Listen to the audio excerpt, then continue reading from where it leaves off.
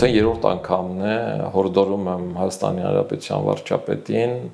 ասելով պարոն Նիկոլ Փաշինյան, ձեզ հետաքրքիր չի, թե որ կուսակցությամբ է մասնակցելու Ռոբերտ Քոչարյան ընտրություններին, արգելեք նախընտրական դաշինքները։ Տեսնենք այդ մարդը որ կուսակցությամբ է մասնակցելու։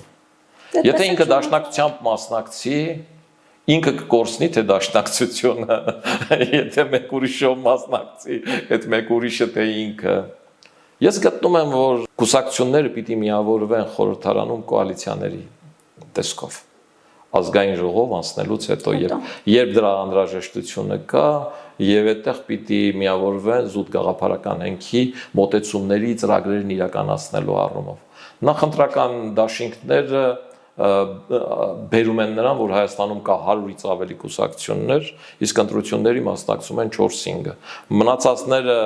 կնիկները գրպաններում դրած պտտում են, որ հետո վաճառեն հանեն աջուրդի կամ իրենց մասնակցությունն առաջարկեն ու եթե մերժես սկսեն փնովել քեզ, թե ինչու իրենց մերժեցիր, այ դու դեմ էիր միասնական հանդես գալուն, հետեւաբար ձայները փոշիացնելուն։ Ես կարծում եմ, որ ճիշտը յուրաքանչյուր կուսակցություն պիտի փորձի իր ուժերը ինքնուրույն, սեփական ուժերով կհաղթի ինքն է, կպարտվի ինքն է, շարունակությունը արդեն գաղափարի վրա։